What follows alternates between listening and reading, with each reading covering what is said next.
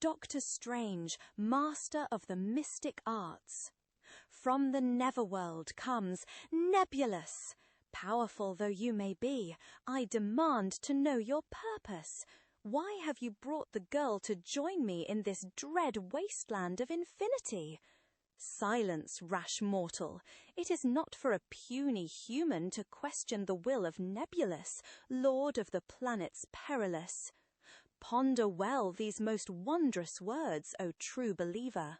Marooned beyond time in the world of the million perils, Doctor Strange rescues a fellow castaway, Victoria Bentley, a beautiful mystic enslaved by the evil Baron Mordo.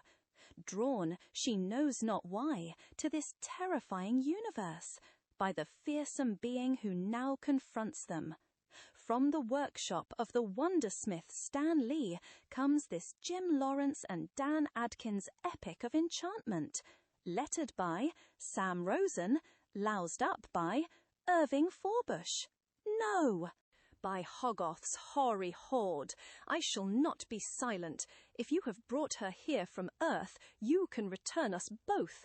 For return I must, to rid our world of Baron Mordo's evil power, or Earth itself shall be destroyed by the fearsome living tribunal.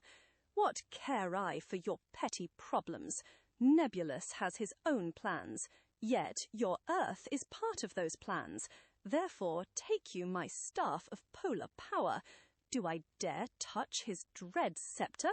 It may mean instant doom, but our only hope is to trust him.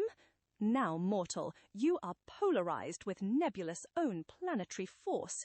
No spell, however potent, can free you from my control. By the eternal Vishanti, what deviltry, what fearful magic is this? Doctor Strange, you're disappearing. I feel something terrible is about to happen.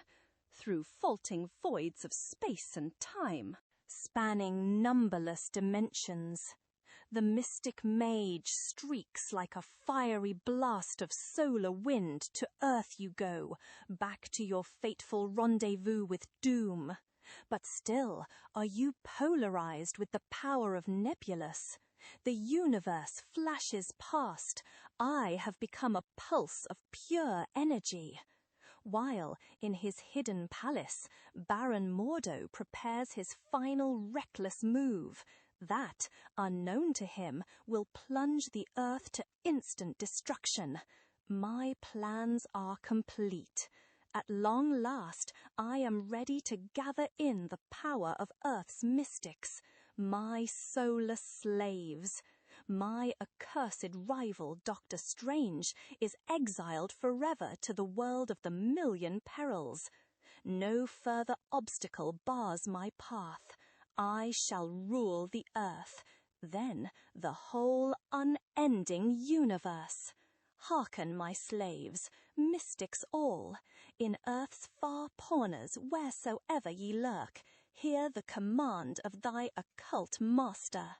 By the loathsome demons' names, by the thrice infernal flames, as you cringe in trembling fear, beam your powers into this sphere. Then Mordo's enchanted globe quivers and pulses with sentient light like a thing alive.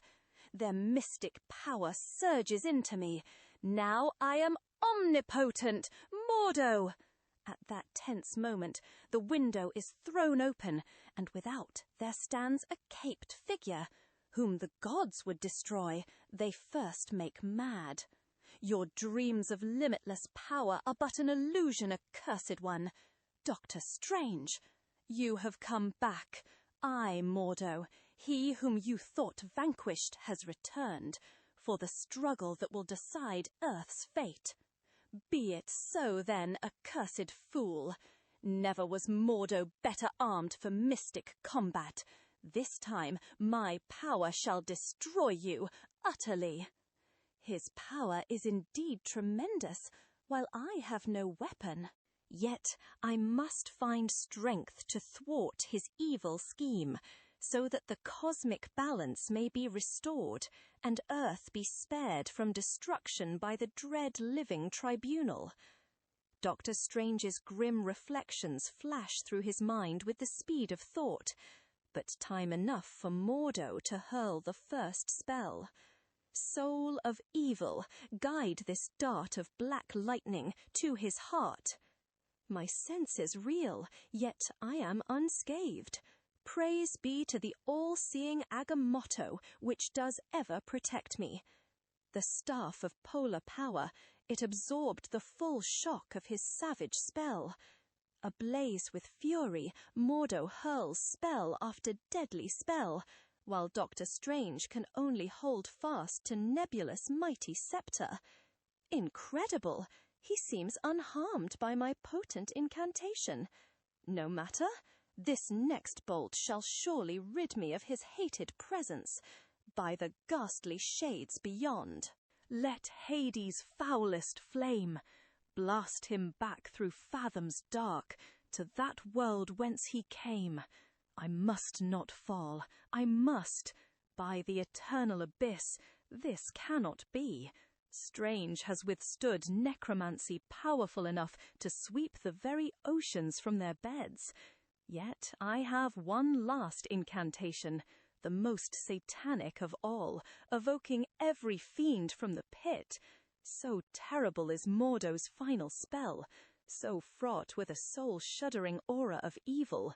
We dare not repeat it within these perishable pages. For an instant, Dr. Strange is knocked off his feet, but only for an instant. So, vile Mordo, you have done your worst, to no avail.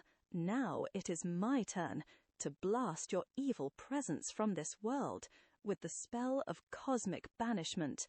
By the Seraphim's dread shadow, by Munipor's moonlit veil, get thee hence, foul spawn of evil, far beyond the cosmic pale. No, no, I am not yet vanquished. I am still Mordo. I shall not be banished again. I will not. The very earth trembles at the force of my mystic bolt, as the form of my astonished foe begins to vanish. Through untold light years, flashing past like the flicker of an eye, the arch-fiend Mordo is hurtled outward, through endless galaxies, to the ultimate reaches of boundless time and space. In the name of all that is evil, what is happening? Where? How did my cunningly laid plans go wrong?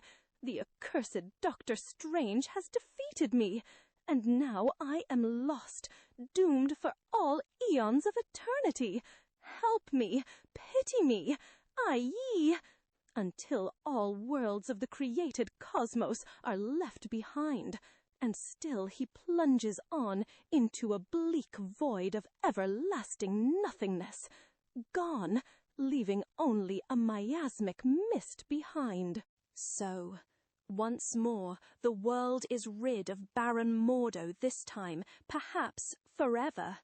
Yet it was a bitter struggle. Even the power bequeathed me by the Ancient One would not have sufficed. Only with Nebulous' unearthly scepter was victory won. Nebulous and Victoria Bentley. The battle drove all thought of them from my mind. I must return quickly to the planet Perilous and see what has befallen. But first, and even more urgently, I must check on the sands of doom at ancient Stonehenge. By fire and smoke, let my mystic cloak levitate me hence, instantly. Then, in a twinkling, he is gone. Thanks be to the All-Wise. Mordo's occult power was defeated before the moment of doom. But why, then, is the dread hourglass still here? Perhaps, with the cosmic balance restored, the living tribunal will never return. Yet, grain by grain, the golden sands do still run. Yet, grain by grain, the golden sands do still run out. Dare I wait and risk mankind's destruction? No, the danger is too grave. I must cast a spell to remove the hourglass from Earth at once. With the power of Nebulous Scepter, the feat may be accomplished. By the 7 rings of Ragador, by the lance that Oshtor hurled, Let the glass that here before me stands be cast forth from our world. But the next moment, astonishingly, a soundless thunder shakes the sky, as the very landscape dissolves in scintillations of blinding radiance. Fool that I am, my spell has been flung back at me. 'Twas madness to tamper with the plans of the all-powerful living tribunal. But then, as the radiance fades, a grim spectacle is revealed to our hero's startled gaze. The planet Perilous. So it was you, Nebulous, who shattered my spell. Then what I suspected was true. You bestowed your sceptre upon me not to save the earth, but for some dire purpose of your own. I must know that purpose, for the fate of a planet lies in the balance. Moreover, where is the female from my world? Witless fool! Your mission on earth was to further my sublime design, not to waste the polar power of my invincible staff. But seek not to command Nebulous, for no mere human may question my immortal will. Still, your defiance amuses me. Bring hither my planetary sceptre, mortal, and you shall have the answers you desire. Step by step, Dr. Strange advances, then hesitates uneasily. Now, hand me the staff, or must I prove my pitiless power? The girl, where is she? I must see her. Very well, you shall see her. But first explain. Why did you seek to hurl a spell at the hourglass which stands behind you? Then you do not know? Verily, it holds the sands of D. Then, suddenly, before the mystic master can finish, the sceptre comes to me, irresistibly. Now that you have come closer to me, thus may you learn the folly of defying the lord of the planet Perilous. As for the female, never doubt that I have her well hidden. She was my hostage to ensure your return.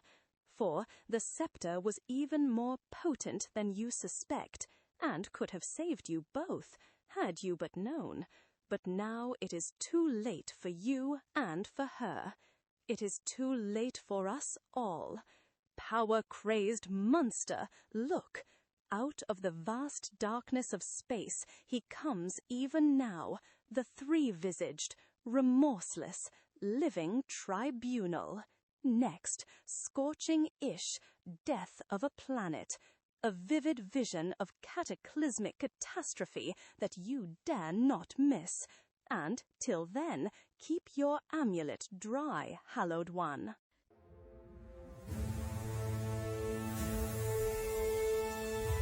Next issue. Strange Tales, number 163.